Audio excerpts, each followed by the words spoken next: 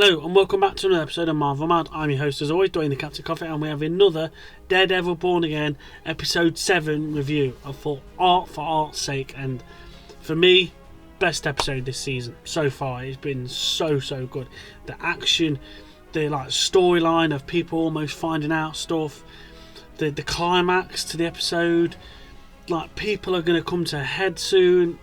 So good. It probably was a roller coaster of tension and action and just, oh boy, just an amazing episode this. But let's talk about some of the key points down below and just really try and get into this because it's so good.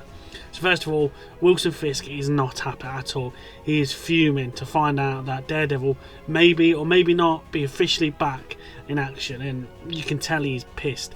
The fury radiating from him is palpable. You can see it in his eyes. He's not happy at all now. After they got a report having somebody making a daring rescue and saving Angela from the psychopathic artist Muse, with Fisk now knowing this, he is not happy at all now. But meanwhile, as we talk about Matt, he's got problems of his own. His once reliable police contact Sherry is sort of pulling away because he doesn't want Matt to don the red suit again after even finding out Matt did to do what he did to Muse. So now him drawing back a bit has left Matt and Daredevil in a major disadvantage because he's not going to know what the cops are doing, what's happening inside the police. So it's proper left him at a massive disadvantage sort of thing. But then speaking of Muses later, the good cops basically go in, check it all out and you can just see from the glimpse we had it in episode 6 to this as well, the paintings on the wall, the dead bodies hanging up in the air, and it is proper nightmare fuel stuff. It just looks horrible sort of thing. But at the same point, Angela's letting Matt know, as he's gone to see in the hospital, that Muse was completely fixated on a certain person, and he was making drawings and sketches and all sorts. But who is this certain person? We'll wait to find out in a second. But over in the shadows then, Vanessa is talking to one of the mob bosses, hidden away. And at first it's is he trying to convince Vanessa to dethrone the Kingpin and take back a seat at the table sort of thing? Or is they trying to hint at him basically asking her for permission to try and take Fisk out? And it's damn, I know he's been pissed with Fisk and that, but oh boy. And I thought the relationship between Fisk and Vanessa was starting to sort of heal a bit and get better. So to see this play out, I'm damn, she might have a good poker face then if this is how she's really thinking. So okay, let's just leave her on that sort of thing. But after the cops go into Muse's lair and basically trying to get as much evidence as they can, they're starting to zero in on a person called Bastian Cooper. Now we sort of see him in, I think it was episode 2 or 3, where he goes to go and see Heather at a book signing for one of her therapy stuff, and basically says, I need help, and can you get sessions and stuff like that sort of thing. And that's his true identity sort of thing. So we sort of know, I didn't. I knew there was something dodgy about him, but I didn't realise that's who it was. So we finally got to put 2 and 2 together sort of thing. And then it comes to the therapy session with him, and you can just tell that as the therapy sessions gets more and more, you can tell he is absolutely obsessed with her, and things escalated. The line where it's oh, I know what you're thinking, can I make it to the door? And he just pins her and ties her up and starts cutting her arm, because when he starts cutting her arm, I thought, that's it, he is done for now sort of thing. But then what really got me as well, he starts talking about Taekwondo. I was sorry then, come on then. I was good at Taekwondo now. I might not be as quick and as nimble now, but I'll be able to take him. I'll be able to take him. Yeah. He always got his fancy weapons out. I just swift round head kick, bang, done, he's dead. Well, alright. Not dead. Just maybe laid out a bit, but I could take him. I'll knock him out. But anyway, as things start to progress now, we go back to the law firm now, and the tension between Sherry and Matt hasn't gone unnoticed.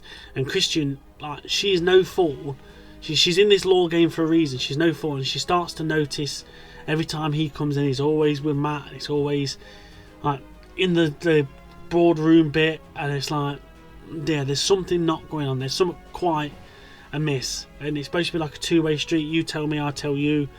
And now she's like, no, there's something going off. If there's something you need to tell me now, because you can't be doing this. We're supposed to be like a family basically now, and know everything about each other. So I think eventually, just like Karen did, I think she'll know he's Daredevil soon. And when she does, that's somebody else that's going to be either pissed or like, I don't know, just not be able to trust him or anything like that sort of thing. But that is going to be another big thing when they eventually do that sort of thing. But anyway, Matt being Matt, he dons a suit again, sneaks back into Muse's lair and just starts searching for evidence. Like, he knew the police weren't doing much that lot and couldn't really get anywhere, but he didn't know they was already zeroing in on him. So Matt does his own investigative thing to around the area and that lot. And then what I did like in this point is when he's looking through all the sketches, and at first he goes through one, he doesn't really notice sort of thing, but then he finds like a more detailed one, sort of feels that one, and is like, oh shit, the person that he's obsessed with is Heather. He recognises the texture and the bumps and everything like that sort of thing, of obviously being his missus, and they get a bit beginning of the episode, but he notices that, and it's like, now shit's really going down sort of thing. This is like, oh, this is it. This is like, here we go. It's all going to kick off now sort of thing. So it's just like, here we go sort of thing. So they go back to Heather and that lot with Muse fighting. The coppers are all turning up. I thought Heather was done for. I really did. How it was bleeding her open. I just really thought she was done. But luckily enough, obviously, as all superheroes do, Daredevil arrives just in time, and then there was just a massive ruckus in this, like a massive, brilliant fight scene. Like, he throws that grappling hook round through his shoulder. That was so like good, but gross at the same time. And it's like, damn, this is like, I love the fight scenes in this series. It just looks so good in that lot. And he's always trying to get to Heather again to either kill her off or knock her out or just gut her by the sound of it sort of thing. But then amongst all the ruckus and fighting and everything that sort of thing, bang. Now, I was not expecting this at all, but Heather takes out, literally just blasts Muse, and I was like, oh sugar. And then she collapses sort of thing because she's lost that much bloody blood. I was not expecting that at all, but I think he is dead. I've always got that thing in the back of me, like Fisk got shot in the head and then he's appeared fine and stuff like that sort of thing, but that's Fisk. That's just an anomaly sort of thing. But is Muse dead? Like, he had 3 or 4 like gunshot wounds into his chest, so I'm presuming he is, but I thought he was in season 2. He probably isn't, but I'm like, damn, okay, yeah, I weren't expecting that sort of thing. And then obviously she gets stabilised, and then Daredevil has to make a move out of there quickish sort of thing, because just while all that ruckus was going on, Fisk task force was charging up the stairs and just manages to get in and sees the carnage that was left. Muse is on his little canvas bit, dead. Heather's like knocked out, bleeding, unconscious in the corner. Daredevil's nowhere to be seen. But now is where the corporate corrupt sort of side comes out. Obviously, you've got Donald Blake. He brings in his good friend BB and that lot, and he's basically trying to tell her, look, you need to change everything up, because we need to say the task force was the one that took out Muse. This new task force thing been set up, has done its job, and he wants to take all the credit for it, sort of thing. A proper Fisk sort of moment, and he's like, look, I know you're trying to say it was Daredevil, blah blah blah, and that, but you need to change it because we need the task force to be the one to have it all, sort of thing. And then we go back to Heather. She's sort of slowly waking up and getting recovered, but she is proper shaken. She's took her life, and even though it's the one as twisted as Muse is, she's properly still traumatised and like shaken to the bone. But then she starts to remember these little things that a figure saved me, and I swear he says my name sort of thing. And obviously you can see Matt, and he's like, shh, Okay. And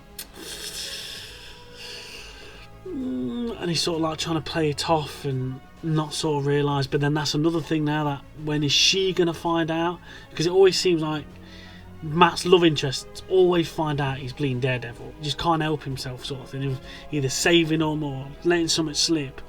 So that's going to be another really big thing. That is she going to find out at the end of this series or next series, or it's just like, damn, sort of thing. But then obviously there's a news report and Fisk is making it out to say that he was the one that did it, or saved all the task force worked and sort of thing, and taking all the credit. You know what Fisk's like. But then we go back to Vanessa, and she basically says like, he's alone, go now, sort of thing.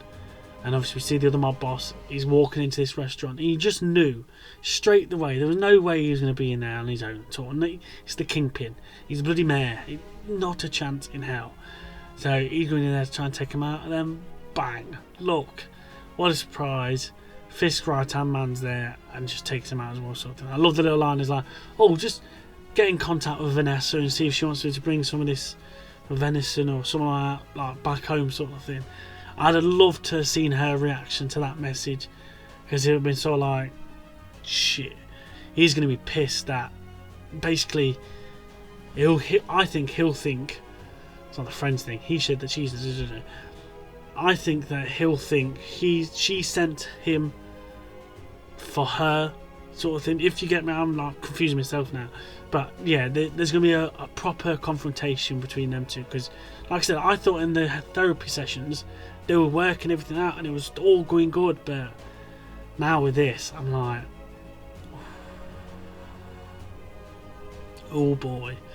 But yeah, this episode was just packed with everything. I really did enjoy this episode. I think it was honestly one of the best ones, and so many people are going to see the truth, either in Fisk, either in Matt with Daredevil.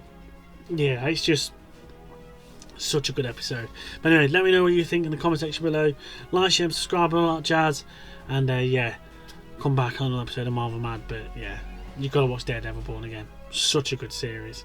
But anyway, see you guys, and let's keep this madness going.